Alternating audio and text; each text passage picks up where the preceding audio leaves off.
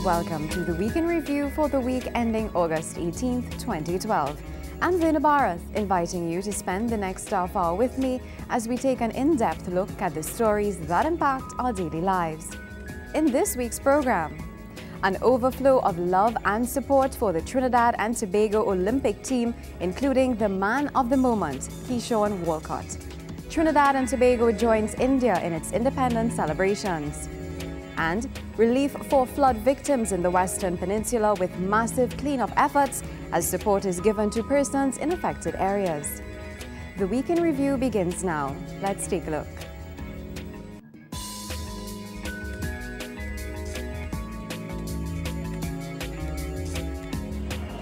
The atmosphere was one of celebration, rejoicing and unity as the masses came from all corners of the country in spite of the inclement weather and joined in a moment of national pride. Citizens expressed thanks to Almighty God as they awaited the arrival of their new young hero in the midst of all the activity. Excited! This is a very moment I cannot explain. I am crazy excited to be here. I got out of my bed early this morning to be here. I've been here since 8:30 and I'm really excited. God bless this gentleman and may he know that it's only God who gave him the ability to do so, and I'm very proud of him, and Claxton Bay Open Bible Church is very proud of him. Congratulations, Trinidad and Tobago. Others took the time to beautifully decorate and adorn themselves in the national colors as they came out to represent and celebrate the tremendous achievement in the excitement with friends and family members. This is such a joy, you know, it's to see everyone come together in such a beautiful way. Trinidad and Tobago, we are all one, you know. When coming to accomplishments like this is something, it's going down in history. So we are so proud. It's really, I don't know how to describe it. It's great to be here. This gentleman also described how great the achievement was to this country and how proud citizens are at the moment. He says it's an opportunity to look beyond the recent flooding disaster and unite with each other and celebrate the moment. Just arrived and I'm looking at the celebrations. I think it's a momentous occasion. I really think this is one of the few times in our history where people have united in spite of the circumstances we faced in Diego Martin and other districts within the past few days. But I really think that it's an opportunity for us to look up. It's an opportunity for us to be lifted up as a nation and to really look towards our independence in a very meaningful way. So I'm excited to be here. I really think that, for me personally, seeing Keyshawn Walcott get his medal on the stage is the third time in my life that I know and I've cried. So to me it was a big occasion and I really appreciate this moment. Princestown Regional Corporation Councillor Winston Chindra says over 1,000 persons from his area were at the airport to celebrate the great victory. Trinidad and Tobago, we people. Sorry I didn't bring my bamboo javelin. Yeah, I am from the Princestown Corporation. We must have over 1,200 people here. From last night we knew that we had to mobilize, and we had the Naparima office and the office of Councillor Chindra mobilized, and we had people out here. People are very proud of the achievement of our nationals, and it wasn't difficult to ask them to come and for them to make their minds up to come.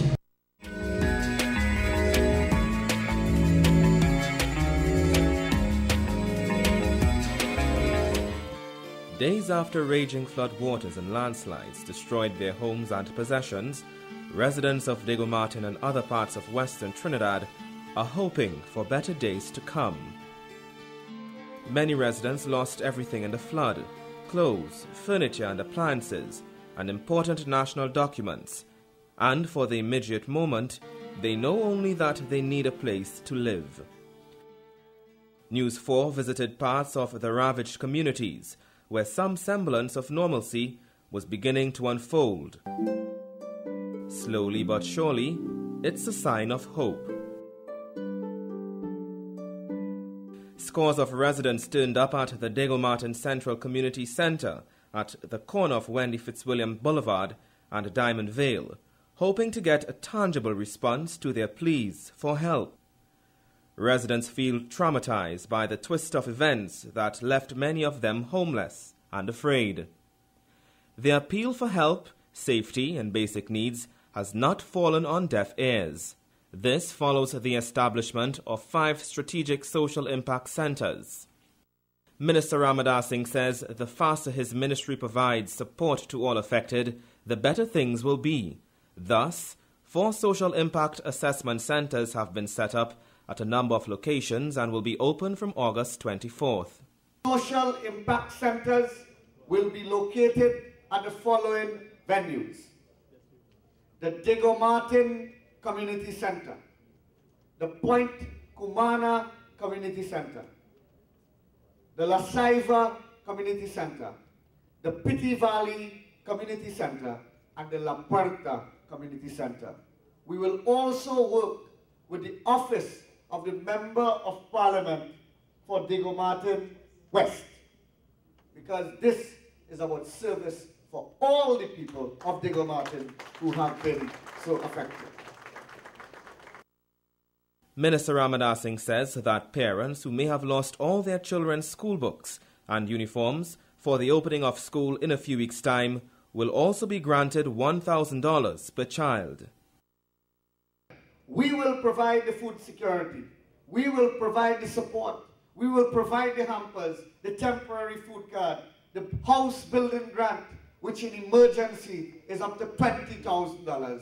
The Ministry of the People will stand by you. We'll work with the Diego Martin Regional Corporation to ensure that your needs are attended to. Meet Miss Daisy Faustin.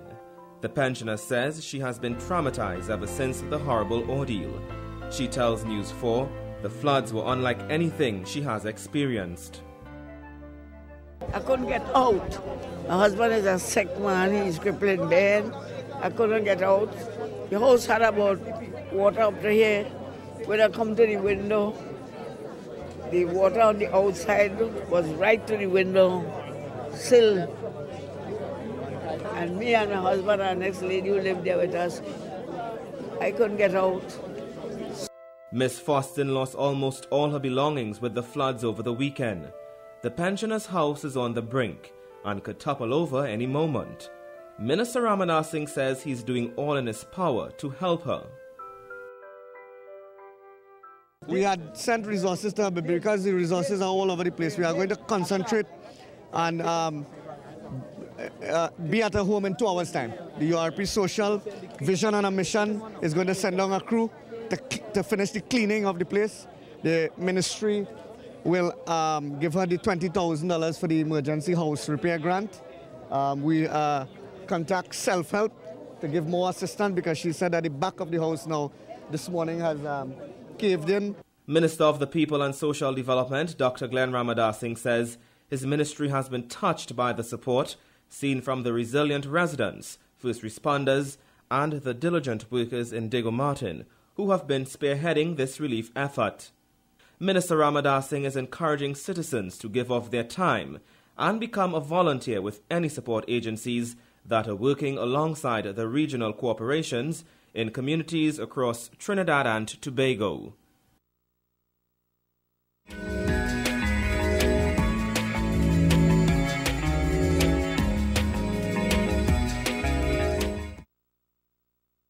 August will be celebrated as Freedom Month by the Indian High Commission here in Trinidad and Tobago.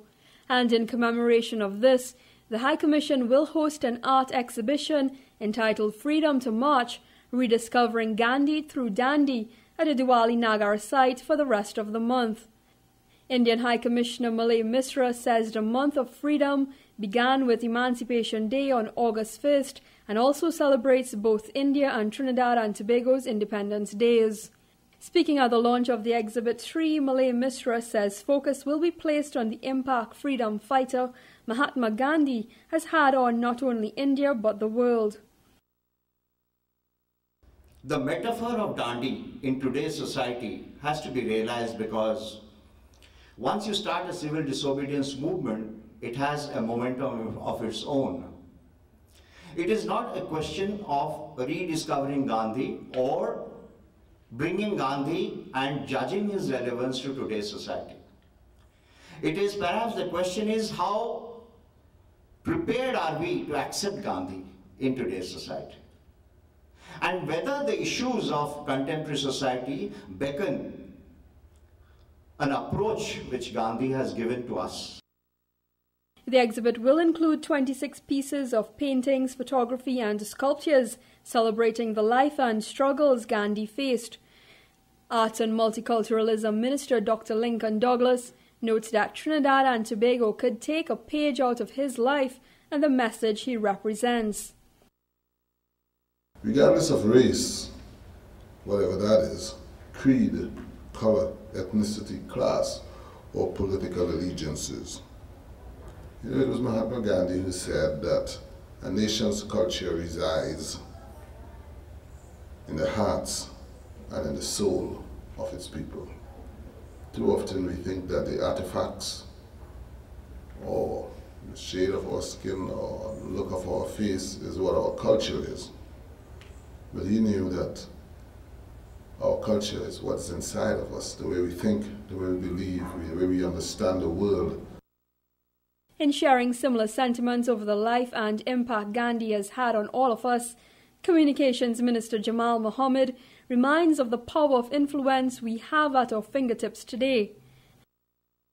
Could you imagine for a minute using what he had? He just had a little bit of radio, a little bit of television, newspapers were around. The actual thing was word of mouth and pass his message from one person to another. But could you imagine for a minute if Mahatma Gandhi had some new media like Facebook and Twitter and the internet? He could have revolutionized the world in 1 minute. Think about that. Think about what he achieved without the internet. And imagine for a moment what this great man could have done using the power of the internet and how he would have communicated his message not only to the people of India, but to the entire mankind, the whole world. And it would have made a difference. Minister Mohammed adds that it's this kind of tolerance that made up part of Gandhi's message. This essence of understanding that we may be different, have different views, have different ideas, ideologies, beliefs and practices, but we must learn to tolerate each other. And this is one of the things that our countries share, India and Trinidad and Tobago, our level of tolerance. And we have to make sure we can encourage the level of tolerance to the heights that Gandhiji envisaged and wanted us to achieve. It is part of our watchwords: discipline, tolerance, and production. Religious tolerance, cultural tolerance, understanding each other must take a high prominence in all our activities and all our beliefs. To mark India's 65th independence anniversary, the Indian High Commission hoisted the Indian national flag at India House, Federation Park.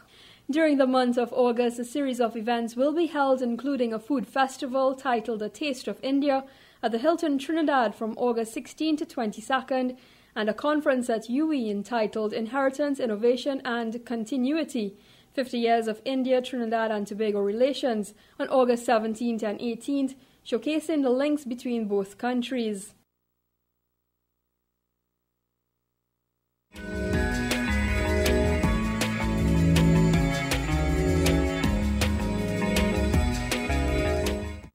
As we look hopefully and confidently to the future, that our government has been placing top priority on establishing more mechanisms for children and youth participation to ensure that their talents and dreams are realized and that they are given every opportunity to achieve their fullest potential. They are the future of Trinidad and Tobago, and what we do today will determine their tomorrow. The Ministry of Gender, Youth and Child Development is proudly uniting with the national community to honor some exceptional young persons for their accomplishments. The ministry has, for the second time, hosted the National Youth Awards, which serve to pay tribute to the positive achievements of youth across the Twin Island Republic and in commemoration of International Youth Day, established by the United Nations. The Honourable Minister of Gender, Youth and Child Development, Marlene Kudry, says government also plans to focus on the development of various youth services in the country. We are focusing on the institutional strengthening of our youth services, such as our district services, our youth development and apprenticeship centers, our youth placement services, and our youth resource and information services. The passing of the Children's Bill in Parliament was another critical move by the government to strengthen the legislative framework for the survival, protection and development of children. Also speaking at the event was Minister of State in the Office of the Prime Minister, the Honourable Roger Samuel, who is urging young persons to leave their mark in society. He says the youth of today can alter the future of the world, as he explained what should be their main objective. Your mission, though, simply put, my dear young people, is to build a better world to live for yourselves and for future generations. You must enrich this country and this world by using your talents and skills in contributing to a quality of life that is consistent with a dignity befitting of the human being. And as we look around today, we recognize that what is on your shoulder, what is before you, are vast and great, and that you have what it takes to make this world a better world. Meanwhile, Permanent Secretary in the Ministry of Gender, Youth and Child Development, Sandra Jones, says the National Youth Awards were conceptualized with the main goal of showcasing and rewarding excellence in the nation's youth. She went on to explain the objectives of the initiative. The key objectives of these awards are to provide national focus on the youths who are making significant contribution to the society, to create youth role models by highlighting the contributions of young achievers who contribute to nation building, to recognize and document the achievement of young people in identified areas and communities, to provide an opportunity to profile the work of community youth organizations who have contributed to supporting positive youth development, and to encourage other agencies and sectors to provide greater overall support to national youth development. While recognizing the achievements of the youth at the National Youth Awards, the ministry also took the time to congratulate Olympic gold medalist Keyshawn Walcott on his historical achievement. The nation has been given the opportunity to celebrate triumph. It is with tremendous pride that the ministry congratulates Keyshawn Walcott on his outstanding achievement. His success could not have come at a more apt time.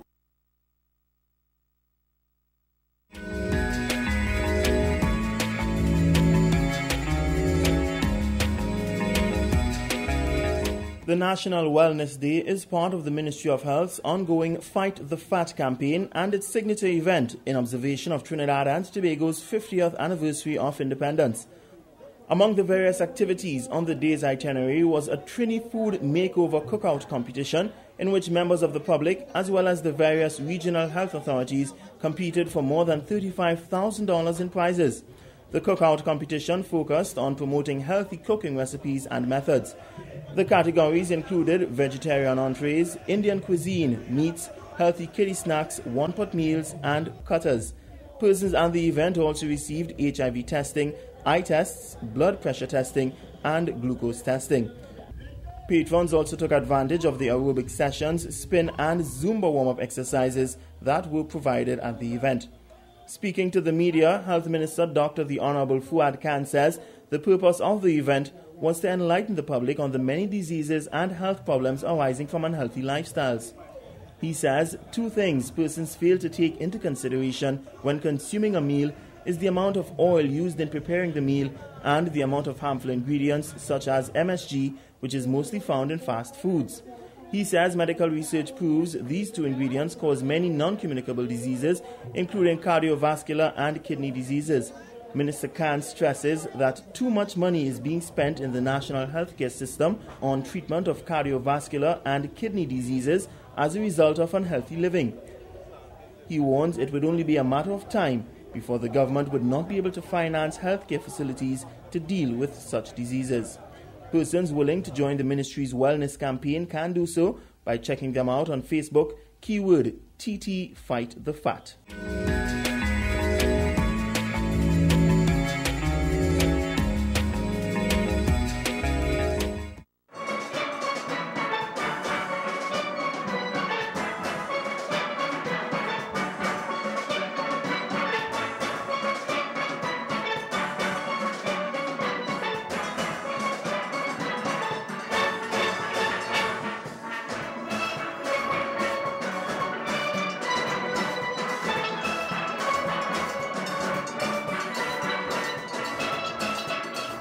While some kids might have spent their July-August holidays playing video games and watching television, these little tykes here learned how to play the national instrument, the steel pan.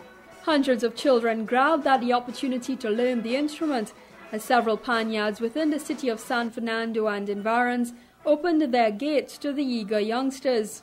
The initiative put on by the Office of the Mayor saw over 200 children graduate from the San City Pan Camp. San Fernando Mayor Dr. Navi Muradali says it's part of keeping culture alive in the city of San Fernando. About 200 kids participated in the Pan Camp, and they're all very excited. They'll be receiving certificates, and there's been very good entertainment so far for today. This is just one aspect of what we are planning to do. We are involving the steel pans today, and I must say thanks to Pan Trinbago for their support in this event as well. But we also want to reach out to all of the cultural groups in the city of San Fernando. So certainly I think this is going to grow from strength to strength. But I certainly like how the San Fernandans have responded. We have hundreds of people here today on Coffee Street, and Pan on the Coffee has been something that I have wanted to do for the last few years, and I certainly have the opportunity today to do it, and we have done it, and it has been very successful. Chief Music Arranger for San City Pan Symphony, Akila Rendell, urges parents to support their children's musical endeavors, as it had the potential to mold them into all-round students and even scholars. I would like to advocate that parents know or understand that music is also a career, and don't see it as some sideline thing and it would affect the schoolwork and so on and so on. I am kind of campaigning or heading the way for children to come out of the panyard, go to university, and then get a work as a musician in Trinidad and Tobago.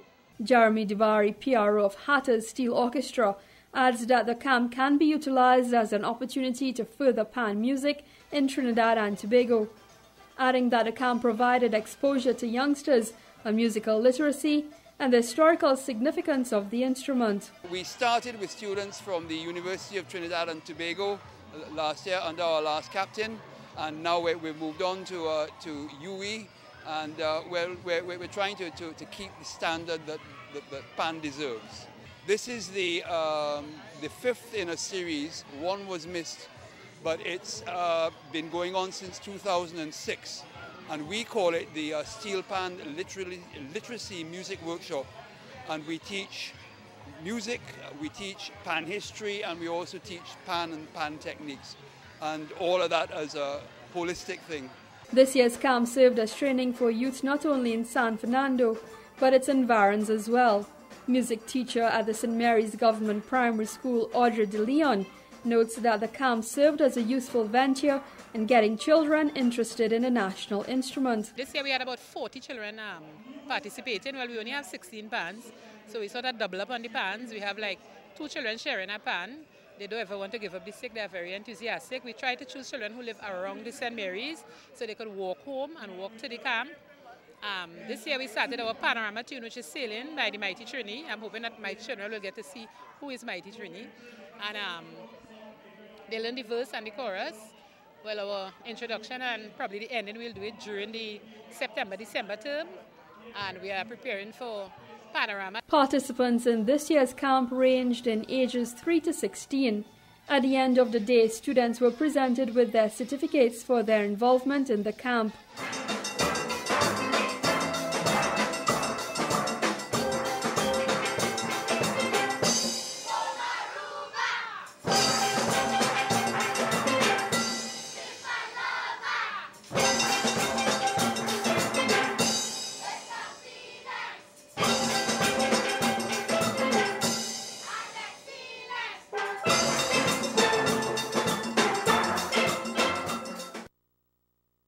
And that's a look at GISL's Week in Review. Here is a reminder that you can view segments of this program on our website at news.gov.tt. I'm Verna Barra. Thanks for joining us. Do have a great week.